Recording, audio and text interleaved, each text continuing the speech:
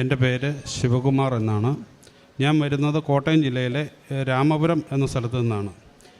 ഞാൻ ആദ്യമായി ഇവിടെ വരുന്നതും ഉടമ്പടി എടുക്കുന്നതും 2023 ജൂലൈ മാസം 28-ാം തീയതിയാണ്. ഞാനിവിടെ വരുവാൻ കാരണം എൻ്റെ സാമ്പത്തിക പ്രതിസന്ധികളാണ്. പിന്നെ എനിക്കൊരു സ്വന്തമായിട്ട് വീടും സ്ഥലവുമില്ല. അങ്ങനെ ഇരിക്കുന്ന സമയത്ത് വൻ സാമ്പത്തിക കടബാധ്യതയാണ് എനിക്കുള്ളത്. അപ്പോൾ ഞാൻ ഒരു സ്വർണ്ണപ്പണിക്കാരനാണ്. ഞാൻ പാലായിലൊരു ജുവലറിയിലെ വർക്കാണ് ചെയ്തുകൊണ്ടിരുന്നത്. അപ്പോൾ എനിക്ക് വൻ സാമ്പത്തിക ബാധ്യത വന്നു. കടബാധ്യത മൂലം എനിക്ക് നമ്മളെ കടയിൽ ഡെപ്പോസിറ്റ് ചെയ്തെങ്കിൽ മാത്രമേ നമുക്ക് അവിടുന്ന് പണി കിട്ടുകയുള്ളൂ. അപ്പോൾ എനിക്ക് അവിടുന്ന് സ്വർണം പിൻവലിക്കേണ്ടി വന്നു. അപ്പോൾ എനിക്ക് പണിയില്ലാത്തൊരവസ്ഥ വന്നു.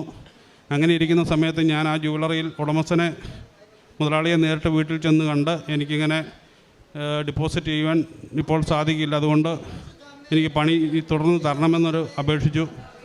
അദ്ദേഹം എനിക്ക് പണി തരാമെന്നെല്ലാം പറഞ്ഞെങ്കിലും ഒരാഴ്ച ഞാൻ കാത്തിരുന്നെങ്കിലും എനിക്ക് വീണ്ടും പണി തന്നില്ല.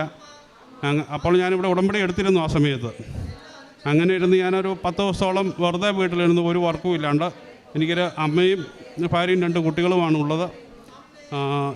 അപ്പോൾ എനിക്ക് ജീവിത ചെലവ് കഴിയുവാൻ പോലുമുള്ള ഒരു നിവൃത്തിയില്ലാത്തൊരവസ്ഥയിൽ ആത്മഹത്യയുടെ ഒരു വക്കിലെത്തി നിൽക്കുന്നൊരവസ്ഥയായിരുന്നു. അപ്പോൾ എൻ്റെ ഭാര്യ പറഞ്ഞിട്ടാണ് ഞാൻ ആദ്യമായിട്ട് ഇവിടെ വരുന്നത്. ഭാര്യയുടെ ഒരു കൂട്ടുകാരി പറഞ്ഞിട്ടാണ് ഭാര്യ അറിയുന്നത്. ഞാൻ ഹിന്ദു സമൂഹത്തിൽ നിന്ന് വരുന്ന ആളാണ്. അപ്പോൾ ഞാനിവിടെ വന്ന് ഉടമ്പടി എടുത്ത ശേഷം ഈ കടയിൽ പോയി എനിക്ക് വർക്ക് തരാമെന്ന് പറഞ്ഞെങ്കിലും വീണ്ടും വർക്ക് തരാത്ത അവസ്ഥ വന്ന് ഞാനിവിടെ വീണ്ടും 10 ദിവസം കഴിഞ്ഞ് വീണ്ടും ഇവിടെ വന്നു. അന്നിവിടെ ജോസഫ് അച്ഛൻ ഇല്ലാത്തൊരു ദിവസമായിരുന്നു.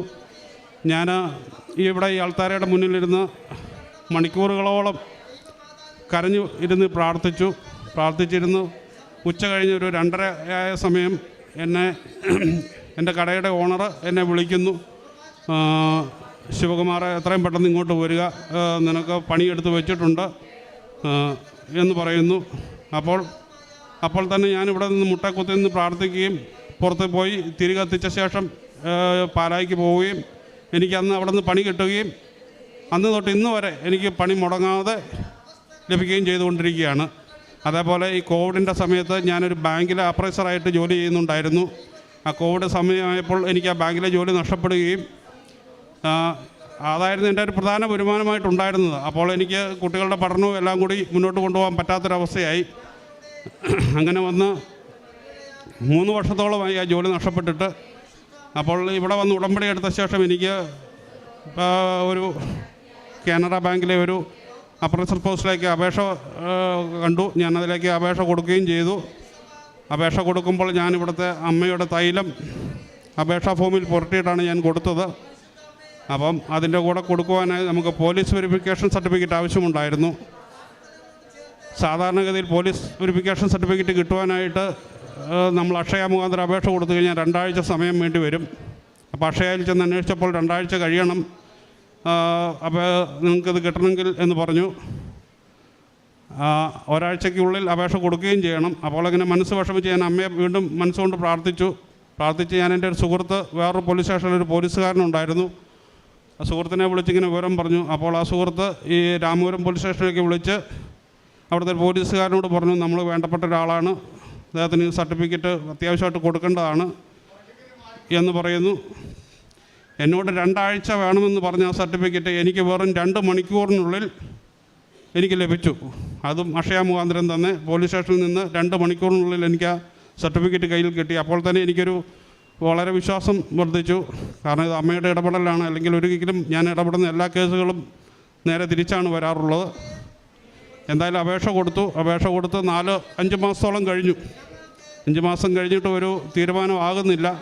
ഇതിൻ്റെ ഇടയ്ക്ക് ഞാനിവിടെ വന്ന് ഉടമ്പടി പുതുക്കി 2 പ്രാവശ്യം പുതുക്കി അച്ഛൻ്റെ ആശീർവാദം മേടിച്ച് കഴിഞ്ഞ ഈ മാസം കഴിഞ്ഞ 20-ാം തീയതി, ഫെബ്രുവരി 20-ാം തീയതി, അന്നൊരു ചൊവ്വാഴ്ച ദിവസമാണ്, അമ്മയുടെ പ്രത്യക്ഷപ്പെടലിൻ്റെ ദിവസമായ അന്ന് തന്നെ എനിക്ക് ബാങ്കിൽ നിന്ന് വിളി വന്നു. ശിവകുമാറെ, ബാങ്കിലേക്ക് നിന്നെ ഇൻ്റർവ്യൂവിനായിട്ട് വിളിച്ചിരിക്കുന്നുവെന്നും പറഞ്ഞ്. ഇൻ്റർവ്യൂവിന് 160 പേര് അപേക്ഷകരുണ്ടായിരുന്നു. പക്ഷേ 160 പേരിൽ വെറും 16 പേരെ ഇൻ്റർവ്യൂവിന് പങ്കെടുക്കുവാൻ ഉണ്ടായിരുന്നുള്ളൂ.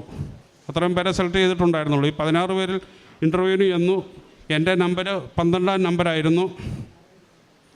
12-ാം നമ്പറായിട്ടും എന്നെ വിളിക്കുന്നില്ല. ബാക്കി 11 പേരെയും വിളിച്ചു, 12-ാം നമ്പറായിട്ട് എന്നെ വിളിക്കുന്നില്ല.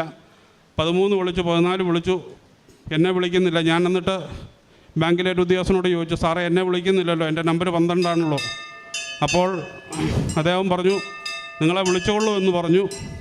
അപ്പോൾ അതിന് മുന്നേ ഒരു കാര്യം പറയാനുള്ളത്, ഞാൻ തലേദിവസം രാത്രി പ്രാർത്ഥനയ്ക്ക് ശേഷം ബൈബിൾ എടുത്ത് വെറുതെ ഒന്ന് മറിച്ച് നോക്കി, നാളെ ഇൻ്റർവ്യൂവിന് പോയാൽ എങ്ങനെയായിരിക്കും, എനിക്ക് ജോലി കിട്ടുമോ, എന്തായിരിക്കും അതിലെ വചനം എഴുതിയിരിക്കുന്നതെന്ന് നോക്കുവാനായിട്ട് ബൈബിൾ മറിച്ച് നോക്കിയപ്പോൾ കണ്ടത് മത്തായി 11:10. എനിക്ക് കൃത്യമായിട്ട് പറയാൻ അറിയില്ല, എനിക്ക് എന്തുവാണെങ്കിലും മത്തായി 11:10 എന്ന വാക്യമാണ് കണ്ടത്. അതിൽ എഴുതിയിരിക്കുന്നത്, നിങ്ങൾ ആ മരുഭൂമിയിലേക്ക് പോയിട്ട് എന്തിനു വേണ്ടി പോയിട്ട് കാര്യമില്ല എന്നുള്ളൊരു രീതിയിലാണ് വചനം കണ്ടത്. അത് കഴിഞ്ഞ് എൻ്റെ താഴേക്ക് വായിച്ചു വന്നപ്പോൾ കണ്ടു, പക്ഷേ നിനക്ക് മുന്നേ എൻ്റെ ദൂതനെ ഞാൻ അങ്ങോട്ട് അയക്കും, നിൻ്റെ രക്ഷയ്ക്കായി എൻ്റെ ദൂതനെ ഞാൻ നിനക്ക് മുന്നേ അങ്ങോട്ട് അയക്കും എന്നുള്ളൊരു വാക്യം കൂടി കണ്ടു. അപ്പോൾ എനിക്ക് മനസ്സിലായി എന്തെങ്കിലും ഒരു അനുഗ്രഹം കിട്ടും എന്ന്. അപ്പോൾ അവിടെ ചെന്ന് എൻ്റെ നമ്പർ വിളിക്കാണ്ട് അവസാനം എന്നെ വിളിക്കുന്നത് 16-ാമത്തെ നമ്പറിലാണ്, ഏറ്റവും അവസാനമാണ് എന്നെ വിളിക്കുന്നത്. ഏറ്റവും അവസാനം വിളിച്ച് ഞാൻ ഇൻ്റർവ്യൂവിന് കയറി. ഇൻ്റർവ്യൂ എല്ലാം കഴിഞ്ഞ് പുറത്തിറങ്ങി വരുമ്പോഴത്തേക്കും പുറത്തുനിന്ന് ഒരാൾ എന്നോട് പറയുകയാണ്, നിങ്ങൾ പാസ്സായിട്ടുണ്ട് കേട്ടോ എന്ന് പുറത്ത് നിൽക്കുന്ന ഒരാൾ എന്നോട് പറയുന്നു. അപ്പോൾ എനിക്ക് മനസ്സിലായി, ഇത് തലേദിവസം ആ ബൈബിളിൽ കണ്ട വചനം കൃത്യമായി നടന്നല്ലോ, എൻ്റെ ദൂതനെ അങ്ങോട്ട് അയക്കുമെന്ന് പറഞ്ഞത്. കാരണം മറ്റ് 15 പേരോടും പറയാത്തൊരു കാര്യം ആ ഇൻ്റർവ്യൂ നടത്തിയ ആൾ തന്നെ എന്നോട് നേരിട്ട് പറയുന്നു, നിങ്ങൾ പാസ്സായിട്ടുണ്ട് കേട്ടോ എന്ന് പറയുന്നു. അത് വളരെ അത്ഭുതകരമായൊരു അവസ്ഥയായിരുന്നു എനിക്കത്. എന്തായാലും ഈ 20-ാം തീയതി എനിക്ക് ആ ജോലി ലഭിച്ചു. ജോലിക്ക് പോകുന്നതിന് മുന്നേ ഇവിടെ വന്ന് സാക്ഷ്യം പറയണമെന്നൊരാഗ്രഹമുണ്ടായിരുന്നു. ജോലിക്ക് അടുത്ത ദിവസം തന്നെ ഹാജരാകണം. എന്തായാലും എനിക്ക് ആ ജോലി ലഭിച്ചു. അതിന് വളരെയധികം നന്ദി മാതാവിനോടും യേശുദേവനോടും പറയുന്നു. അതേപോലെ ഞാൻ മുഖാന്തരം ഇവിടെ ഒട്ടേറെ പേര് ഇവിടെ വന്ന് ഉടമ്പടി എടുത്തിട്ടുണ്ട്. എൻ്റെ ഇളയ സഹോദരിക്ക് 2 കണ്ണിനും തിമിരം ബാധിച്ചിട്ട് 2 കണ്ണിന് ഓപ്പറേഷൻ ചെയ്യണമെന്ന് ഡോക്ടർ പറഞ്ഞിരുന്നു. അപ്പോൾ ഞാൻ എൻ്റെ കയ്യിലിരുന്ന് തൈലം കൊണ്ടുപോയി സഹോദരിയുടെ 2 കണ്ണുകളിലും കൺപോളകളിൽ പരട്ടി കൊടുത്തു. പിന്നെ ആഴ്ച പോയി ഡോക്ടറെ കണ്ടപ്പോൾ പറഞ്ഞു, ഒരു കണ്ണിന് ഒരു പ്രശ്നവുമില്ല, 2 കണ്ണിന് ഓപ്പറേഷൻ ചെയ്യണമെന്ന് പറഞ്ഞെന്ന് ഡോക്ടർ തന്നെ പറഞ്ഞു, നിങ്ങളുടെ ഒരു കണ്ണിന് ഒരു പ്രശ്നവുമില്ല, ഒരു കണ്ണിന് ഓപ്പറേഷൻ ചെയ്താൽ മതി എന്ന് പറഞ്ഞ് ഓപ്പറേഷൻ കഴിഞ്ഞ് ഇപ്പോൾ സുഖമായിട്ടിരിക്കുന്നു, കുഴപ്പമൊന്നുമില്ല.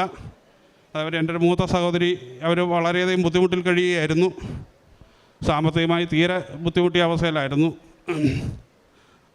അവരും ഇവിടെ വന്ന് ഉടമ്പടി എടുത്ത ശേഷം സഹോദരിയുടെ മകൾക്ക് മൂവാറ്റുപുഴ ഒരു ഹോസ്പിറ്റലിൽ ജോലി ലഭിക്കുകയും സഹോദരിയുടെ മകന് ഒരു ATM ഇടുന്നതിന്, പ്രൈവറ്റായിട്ടുള്ള ATM ഇടുന്നതിനുള്ള അവസരം ലഭിക്കുകയും ചെയ്തു. അങ്ങനെ അവരുടെ കാര്യത്തിലും പുരോഗതി ഉണ്ടായിട്ടുണ്ട്. അടുത്തതായി പ്രേക്ഷിത പ്രവർത്തനം എന്നെക്കൊണ്ട് പറ്റാവുന്ന രീതിയിലെല്ലാം ഞാൻ പത്രങ്ങൾ വിതരണം ചെയ്യുകയും, അതേപോലെ തന്നെ ഞങ്ങളുടെ അടുത്തൊരു വൃത്തമന്ദിരമുണ്ട്. അവിടെ ഞങ്ങൾ രാവിലെ വീട്ടിൽ നിന്ന് ഭക്ഷണം ഉണ്ടാക്കി ഇടയ്ക്ക് കൊണ്ട് കൊടുക്കുകയും എല്ലാം ചെയ്യുന്നുണ്ട്. പിന്നെ ക്യാൻസർ വന്ന് ബാധിച്ച് ഭർത്താവ് മരിച്ചുപോയി, മക്കളില്ലാത്തൊരു വീട്ടമ്മയ്ക്ക് ഞാൻ മുൻകൈ എടുത്ത് തന്നെ അവരെ ഹോസ്പിറ്റലിൽ കൊണ്ടുപോകുന്നതിനും ഞങ്ങൾ കുറച്ച് പൈസ മുൻകൈ എടുത്ത് പിരിച്ച് അവർക്ക് നൽകുന്നതിനും എല്ലാം എന്നെക്കൊണ്ട് സാധിച്ചു. പിന്നെ കുറേശ്ശെ എല്ലാം മദ്യപാനം ഉണ്ടായിരുന്നു, എനിക്കിപ്പോൾ അത് പൂർണ്ണമായിട്ട് നിർത്തുവാൻ സാധിച്ചു. അങ്ങനെ ഒട്ടേറെ അനുഭവങ്ങൾ ഞാൻ ഇവിടെ എത്തിച്ച ആൾക്കാർക്ക് ഒട്ടേറെ അനുഭവങ്ങൾ നൽകി മാതാവും യേശുദേവനും ഞങ്ങളെ അനുഗ്രഹിച്ചുകൊണ്ടിരിക്കുകയാണ്. എനിക്ക് വീട് സ്ഥലവും ഇല്ല, അതും മാതാവ് എനിക്ക് നൽകും എന്നുള്ള ഉറച്ച വിശ്വാസത്തോടു കൂടി 1000 നന്ദി മാതാവ്.